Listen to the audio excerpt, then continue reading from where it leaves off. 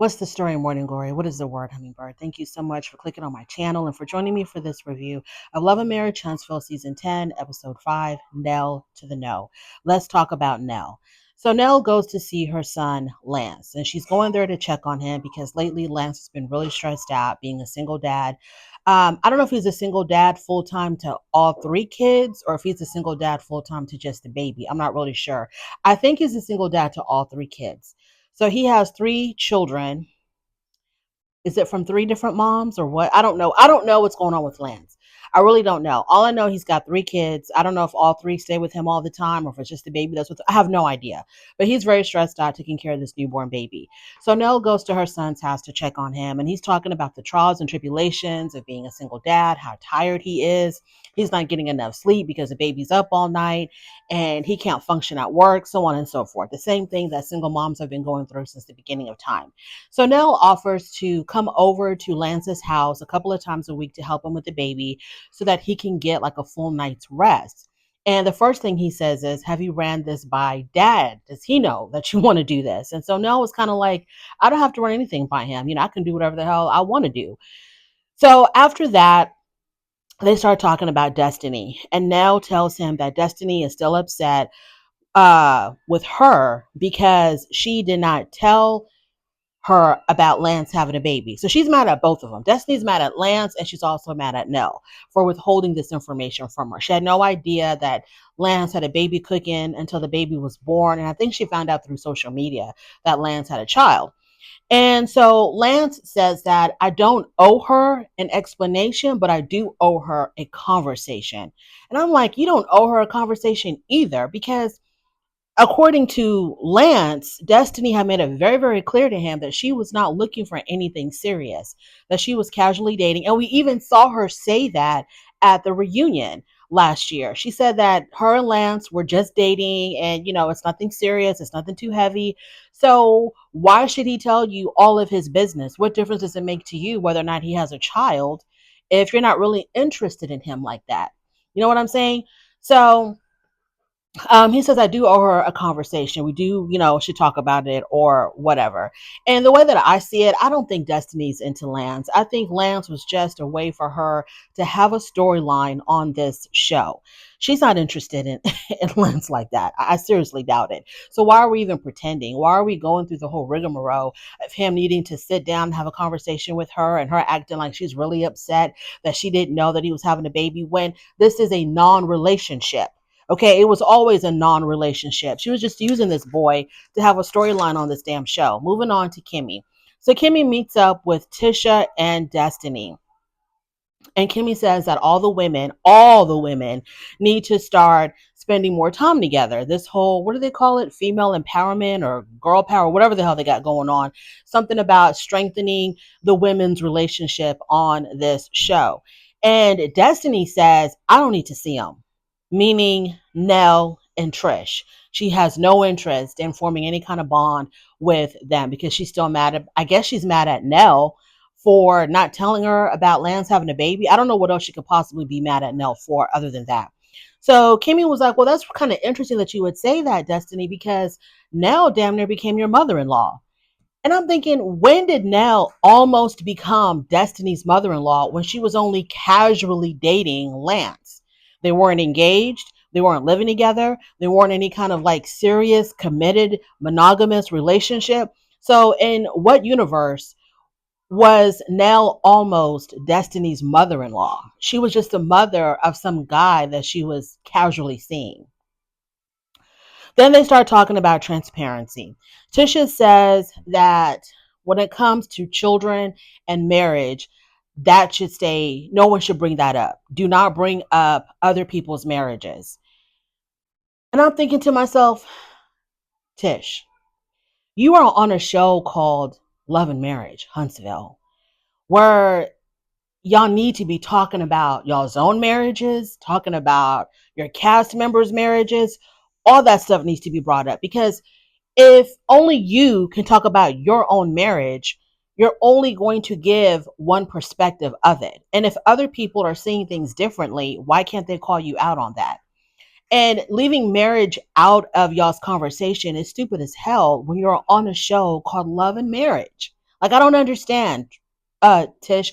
I don't understand where you're coming from. I don't see when you say things like that, Letitia, it just makes it all make more sense of why your husband treats you the way he does and why he talks to you the way he does. Because, like I've always said, Marceau has a way of talking to Letitia like she's dumb. And I was really trying to give Tisha the benefit of the doubt because she's an educated woman. You know, she owns businesses, she's educated. She doesn't just have like a one degree. I think she's got like more than one degrees. So I'm always trying to give her the benefit of the doubt. I'm always like, criticizing Marceau for talking to his wife the way he talks to her. But then when you say we should not be talking about marriage on a show called Love and Marriage, then I'm like, okay, now I totally understand where Marceau is coming from. It's so weird because season 10, I'm beginning to see things from Marceau's perspective like more and more, and that's kind of scary. So Tisha says, uh Destiny brings up Martell's name.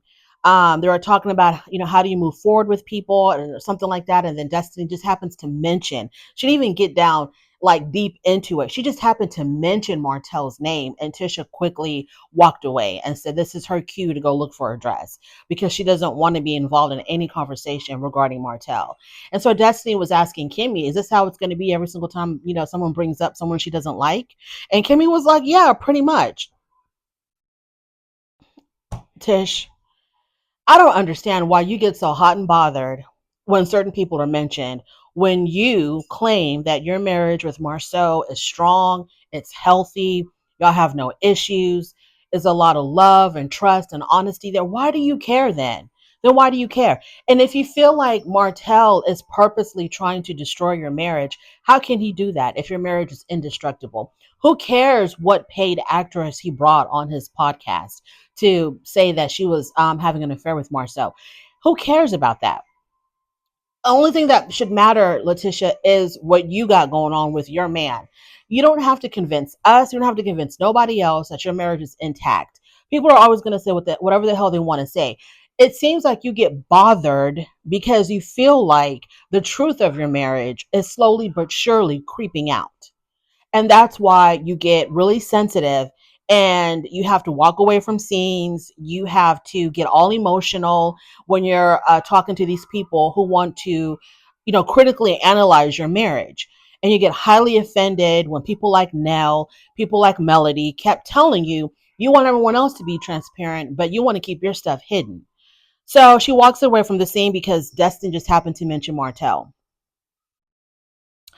So then they start talking about Destiny's non-relationship with Lance, and she talks about how she ran into Lance somewhere, and he wouldn't even make eye contact with her. Okay, why do you care, Destiny? That wasn't even your real boyfriend.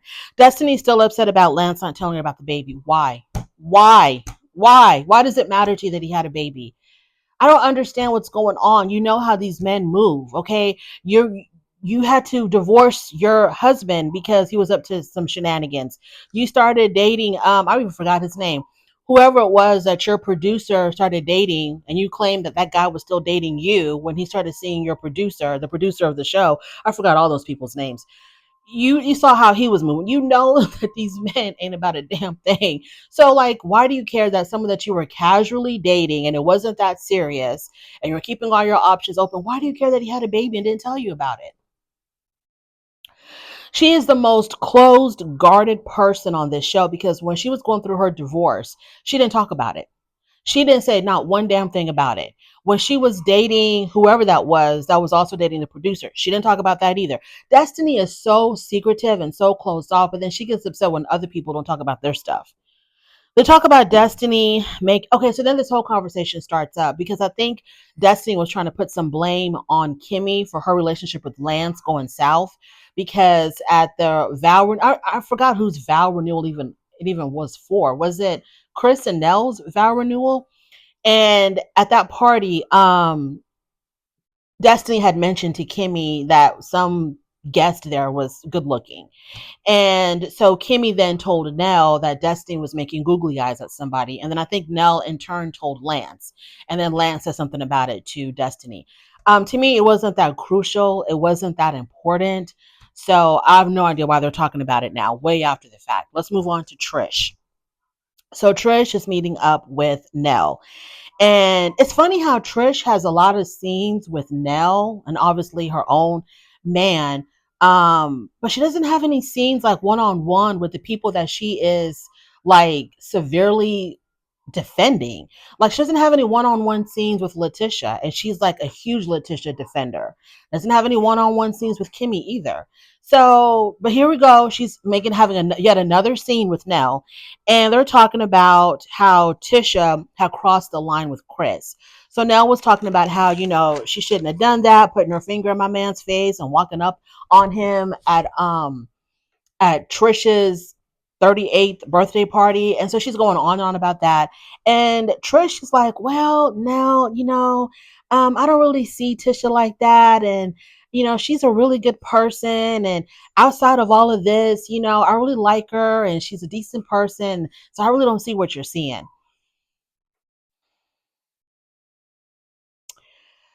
Yeah. Okay, girl.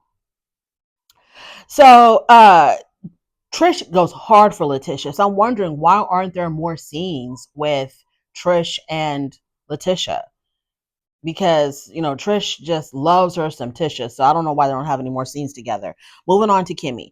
So Jaylen comes over to Kimmy's office and he tells her that he was offered a really good position in Huntsville, so he will not be taking the job offer in Colorado. Obviously, Kimmy is really happy about that her son is going to be right there in Huntsville, close to her.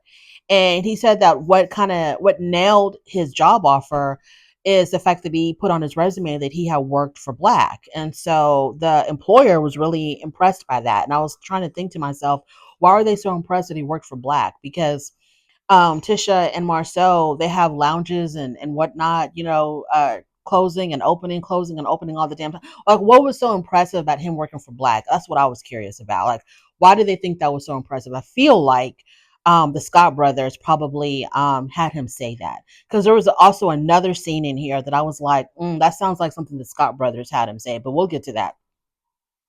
So Jaylen tells so Jaylen tells Kimmy about his conversation with Maurice when he met with Maurice and Marceau, and he was telling, they were talking about his upbringing and his experience with being raised by Maurice and how his experience was so different from Monster. He didn't feel like it was equal. He felt like Monster was the favorite child. He felt like the, stereotypical stepchild and so on and so forth. And he tells his mother that, yeah, when I was talking to Maurice about it, it seemed like he just didn't get it because he was sort of defensive and he was also deflecting. And Kimmy, this is a part that I was sort of like proud of Kimmy. Kimmy doesn't really go hard in defending Maurice and how he raised Jaylen. I thought she was going to be defending her man and telling Jaylen, oh, it really wasn't like that. And Maurice really did love you like a son and he was doing the best he could. No, she is sort of like standing by her son, like, yes, I understand what you were going through. I saw it too. Because she herself even confronted Maurice about that and said that, yeah, you did treat the boys differently.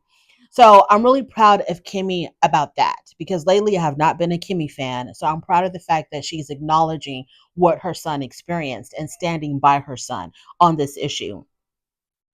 So Jaylen says that Maurice, like he didn't get it, he was deflecting, and he said that his relationship with Maurice was like a mentor-mentee relationship, not like a father-son relationship. And I thought that was really, really, really sad. That the only thing he got out of his relationship in all those years that he was raised by Maurice was Maurice being more like a mentor to him than a father. When this is the only father figure Jaylen has ever known. And he goes, well, maybe that's how dads are like. Maybe, I'm the one that's not getting it because I've never had a dad. I don't know what that experience is like. So maybe that is how fathers are like. No, Jaylen, no. They're not just mentors. They're more than that. Okay, that's part of their role, but it's more than that. And you should have felt the love and affection for Maurice. So he says that, but at the end of the day, Maurice being as hard on him as he was and being the mentor that he was helped shape him into who he is today, which I disagree. I disagree with that. I don't think he is the way he is because of how Maurice raised him. I think he is the way he is in spite of how Maurice raised him. And of course, I think Kimmy had a lot to do with it as well. And to hear Jaylen tell it, Marcel had a lot to do with it too. So that's where I feel like Maurice probably told him, hey, you need to clean up my image. You can't have me out here looking like I didn't love you and I was really hard on you and I showed favoritism towards Monster. So I think he probably told Jaylen to say, yeah, we did have that conversation, but at the end of the day, I see where he was coming from, and I turned out all right. He did do a good job. Even though he was hard on me and he was more like a mentor, he shaped me into who I am today. That's got Scott brother manipulation written all over it. So, Jaylen did say that, okay, so we're not going to forget, Jaylen. We will never forget. We will never forget you saying that you felt like you were at the bottom of the totem pole when it came out to the love and affection, and that, it was not equal. So you can say what you want about Maurice now because he got a hold of you and he's manipulating your dialogue, but we will never forget you saying to him that he felt like he was the last to get any type of love from Maurice. And low key, I'm pretty sure Monster, if he had the guts, he probably would say the same thing Jaylen is saying, that, it felt more like a mentor type of situation instead of a loving father son type of relationship. Moving on to Chris. So Chris meets up with his son Lance at Lance's place of business. And Lance says to Chris, stressed out, baby, teething, I'm not getting enough rest. I'm tired all the time. I'm exhausted. Blah, blah. So he tells Chris, I was talking to mom about it, and mom offered to come stay with me 2 to 3 days out of the week to help with the baby so I can get like a full night's sleep. And Chris was like, I ain't about that. You are not taking my wife away from me because you make dumb decisions. Absolutely not. You made your bed. You got to lie in it. You got to figure it out on your own. You are not taking my wife away from me 2 to 3 days out of the week because you can't keep it in your pants and you don't know how to use protection. And I understand where Chris was coming from as far as like, okay, after the first baby, we can work with you. But they probably told him, okay, you're not married. You already have this one child. Let's slow down. Then here comes baby number 2. Now they're getting upset. Like, are you not paying attention? Do you not know how conception works? Now we have baby number 3. And Chris is like, I'll be damned if we have to stop, drop, and roll with what we're doing to come and rescue you because you're just too dumb to figure out what's right and what's wrong. So he's like, no, I'm not down with that. You need to figure it out. So he's trying to like give this tough love to his son. And I was happy to see Lance listening and absorbing what his dad was telling him, and he wasn't argumentative or defensive. And then Chris said, maybe you should talk to Martell because, Martell, he's doing this on his own too. And I was like, why would he want to talk to Martell? Because Martell's situation to me is completely different. It seems like I said, I don't know what Lance's situation is. I don't know if he's a single dad. I don't know how many kids he's got in his home and if he's a single dad to all 3 or just 1 or 2. I have no idea what's going on there. It seems like he's a single dad to at least 1. And like he has custody of at least 1 child full time, maybe all 3. Martell's situation is completely different because Martell is co-parenting with Mel and Arion. Okay, he is co-parenting. He's not a single dad. He's co-parenting. So half the time the kids are with Mel, half the time the kids are with him. So he does get, however many days out of the week off.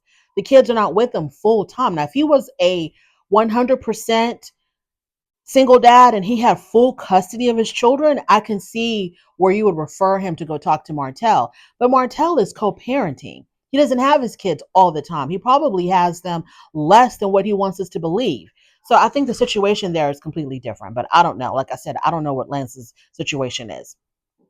Letitia. So we're at the end of the episode. Letitia and Nell meet up. You could tell that Letitia was ruffled from the time that she sat down across from Nell. Nell was cool, calm, and collected. To me, Letitia looked nervous and she looked stressed out because the thing about Letitia, she can't carry a scene. Now that y'all pushed Mel out, now I know Mel voluntarily left the show, but she left the show because of these people's shenanigans. She couldn't take it no more. So, every time you were with somebody else, Letitia, you were with Kimmy, you're with Marcel, you're with your cohorts talking smack about Mel all the time. So that was comfortable for you.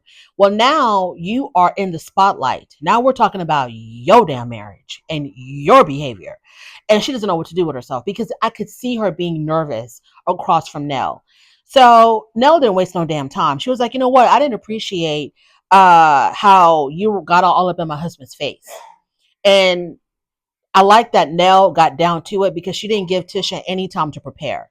So Tisha was like, well, I don't really remember. Of course you don't, because you were drunk.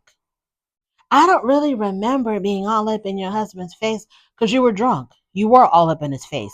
Maybe you were not like inches away from, like, y'all weren't nose to nose because Nell stepped in and was like, back up, sis.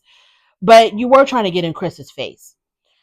So Tisha says that Chris mentioning her husband having women sign NDAs is not the first time that Chris has talked about her husband. And Nell said, well, when was the first time my husband talked about your husband? And Letitia says, oh, when Marcel had gone to Atlanta, Chris made it a point to say that, he wasn't with Marcel and they were together.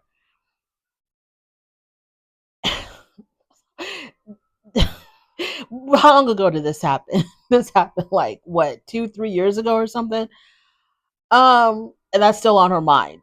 Okay, so let's talk about that. I remember that scene very, very well. And they showed a clip of that scene. Her and Marceau sitting in the car at night, and he had gone on a trip to Atlanta. And she didn't know about it, right? I think that's how it went down. She really didn't know about it. I don't know if she knew about it or not. But the question was, who did you go to Atlanta with? And he says, oh, I went with a friend. And as soon as he said, I went there with a friend, you could see like Tish, her whole expression changed. And it was almost like she was trying to fight back tears. It's like, yeah, I went with a friend. And he sees that in his wife. He sees that her whole mood now has changed. And so he says, I went with a friend. I went there with a friend. And what friend is this? Chris Fletcher. And the way he said that, that Marcel was lying. Because he made it seem like this whole trip was him and Chris planned this trip to Atlanta, or they planned to meet up in Atlanta and to hang out, two friends in Atlanta having a good time together. That's how he the picture that he painted. So Chris Fletcher at that time was like, no, I ran into him, okay, somewhere, but it wasn't like we were hanging out the whole entire time. And then something about how Marceau had to show a picture to prove that he was with Chris. Like, he took a selfie with Chris to prove to Tisha that he was with Chris. But Chris was like, it wasn't like that. It wasn't like me and him went to Atlanta together. We're going to spend all this time together. It wasn't like that. So I think even Nell said that he ran into Marceau, like at a fish market or something, and they ran into each other. And so then Nell says, okay, you're saying that was the first time my husband mentioned your husband, the first time that my husband said something about Marceau. But it wasn't like that, Tish. Your husband is the one that brought up Chris's name. It wasn't Chris bringing up Marceau's name. Your husband dragged my husband into that mess. And my husband came out and defended himself and spoke the truth about exactly what went down. Now Tish is all confused. Why are we even talking about this? And I was like, because you said that this wasn't the NDA thing wasn't the first time that Chris mentioned Chris mentioned Marceau. And so you're explaining the first time that Chris mentioned Marceau. And she's like, well, it doesn't matter who mentioned whose name first. Girl, what? You just said that Chris talked about your husband 2 times. The first time being that whole Atlanta trip. And Nell is correcting you and saying Chris did not bring up Marceau. Your husband brought up Chris. He'd put his name in it. So now she's confused. And when she realizes she's confused, she thinks that she's actually proven something by not allowing Nell to talk, because Nell was trying to explain further and Tish just kept on interrupting her, talking over her. And at one point, Tish even told Nell to, you're getting loud. You're getting loud. And you need to lower your voice. And Nell was like, you don't tell me a damn thing. You don't tell me what to do. So they're going back and forth, talking over each other. I felt like Nell was in control of herself. And I felt like Tish was out of control of herself, because she got up and she left. And that's what Tish always does when it gets too damn hot in the damn kitchen. She gets up and she leaves. And it just shows, girl, that you have no points to make, that you don't know what the hell is going on with Marceau, and it's exhausting to pretend like you do. So you have to get up and leave, like always. And that's where that episode ended. Y'all, thank you so much for tuning in on your way out. Please do not forget to rate the video. If you like this content, subscribe to my channel, and I'll definitely talk to you later. Bye.